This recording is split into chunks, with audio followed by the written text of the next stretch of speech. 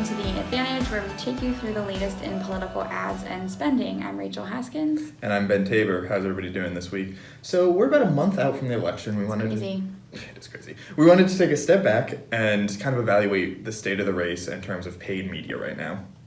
So overall, one of the main trends we've seen over the last several weeks is a pretty commanding cash advantage from the Biden campaign. They've been spending on average about 20 to 25 million more a week than the Trump campaign.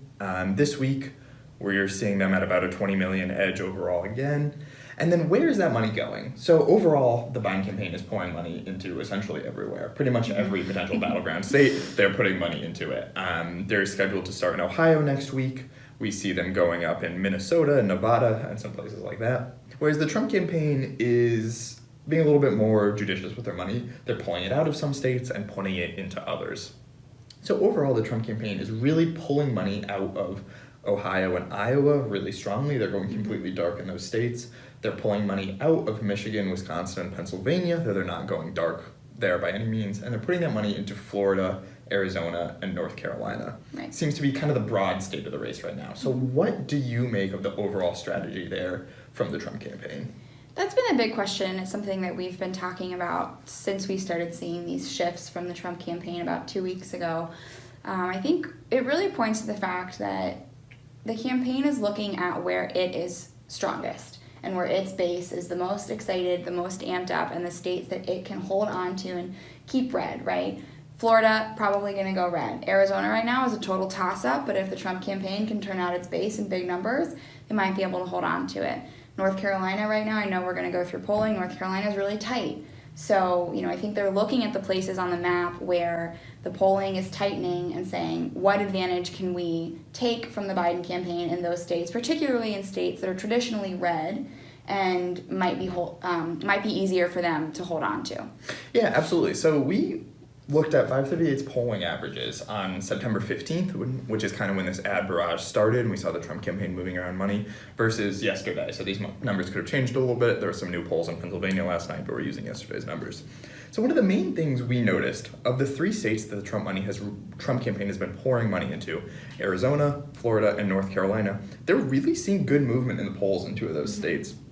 They've gotten a 1.5-point shift in Arizona, a point in Florida, not really movement in North Carolina, but a 1.5 in Arizona is a pretty big shift. I mean, that's from a Biden +5 to a Biden +3.5. That's basically taking it within the margin of error in most polling.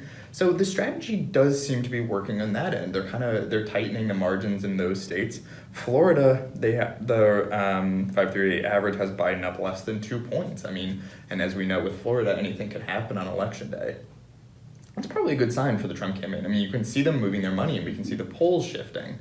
The downside of that is the states they're pulling money out of, Ohio and Iowa, are seeing big shifts back the other way. Ohio has the biggest shift of any state that we looked at in terms of top-tier swing states. On September 15th, it was had an average of Trump +1, and now it's Biden +1. That's a big 2 points. If Biden wins Ohio, the map becomes very, very hard for Trump.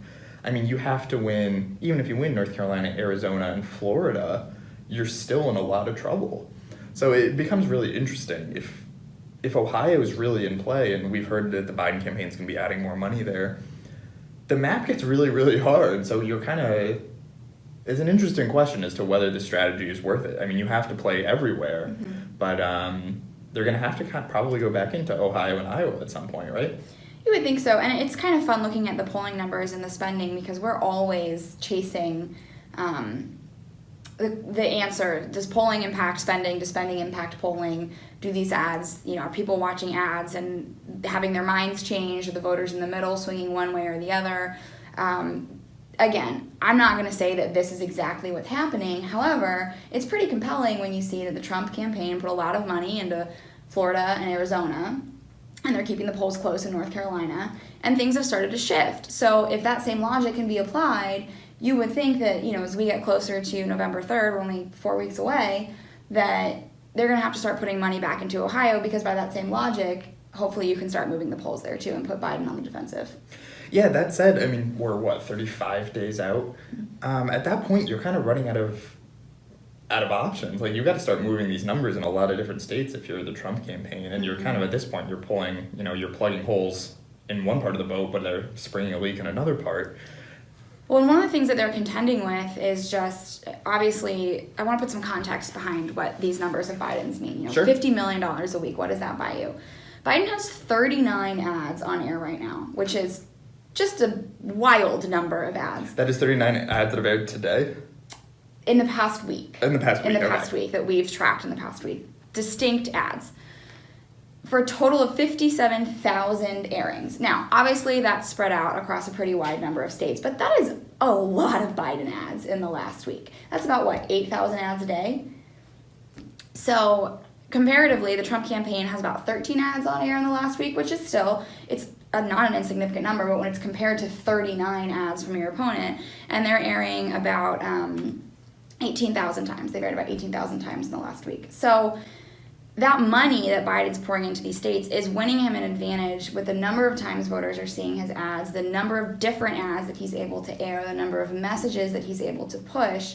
And that's really something that I think the Trump campaign is going to have to figure out and be creative about, is what messages are really resonating and how do they capitalize on the states where they need to be and make sure that if they're spending less, they're still showing viewers and voters something that's going to resonate and they're not wasting that airtime. Well, what does the creative look like right now for the Biden and Trump campaigns? The Trump campaign is focused so much on jobs and the economy. You're going to see a lot of that, particularly we've bounced back in a way that people didn't expect to in third quarter. Not to say there's not still a lot of pain out there, but everyone's been surprised by the numbers. So they're going to be pushing, this great American, the comeback is underway. We're recovering from COVID. Biden is really focusing on healthcare. He's aired, I think, just a landslide more number of ads about coronavirus than the Trump campaign has. He also talks about jobs, though, and the middle class, supporting the middle class. And, it's interesting, the two of them are pretty comparable in their tones. They're both running about 20% of their ads are straight positive, 3% are straight negative, and then the rest are contrast. So we can lump those in with the negative, but that's about 78% saying, I'm Joe Biden and I'm better than Trump because, and vice versa. I mean, when you think about it like that, the Democrats are playing on healthcare, Republicans on jobs and the economy. I mean, that's really what we saw in 2018, and that was really, we've seen that healthcare messaging has been really effective for Democrats over the last 2 or so cycles. So it'll be interesting to see that. That said, the Trump campaign, I think, would be much rather playing on this ground. They want to be talking about jobs. They want to be talking about the economy. They want to be talking about taxes. The running ad just says, Joe Biden's going to raise your taxes. I mean, that's effective messaging, and it has been for a long time. So it'll be interesting to see how that plays out and kind of the specifics of it. We've seen Biden kind of talking a lot about Social Security and Medicaid. So it's really interesting to kind of see the demographics they're targeting with their messaging. Well, the tough thing is, and we've seen this play out through the Democratic primary this year, the Democratic base is very, very different. Right? You've got a couple of different wings to pacify. You've got a diversity in voters. The Republican Party at this point is completely solidified around Donald Trump. So the kinds of messaging that they have to do to appeal to their voters does not have to be as broad and as varied as Biden, who's contending with boomers and millennials, and he's got to get a message out that resonates with both of those groups and the myriad of other identities within the party. So you're saying that it makes sense that he's running so many more ads, not just as a function of having more money, but as a function of having to talk to more discrete demographics and turn out different demographics who care about different issues? Right. And that the messaging that he is running, the actual topics he's addressing, vary more widely than the Trump campaign that really can just focus in on the economy because it's proven that that's what their voters really, really care about time and again. Makes a lot of sense. So, we are 4 weeks out. We will keep an eye on this in the lead up to November 3rd. In the meantime, if you have questions, please email Ben at the address below. Have a good week.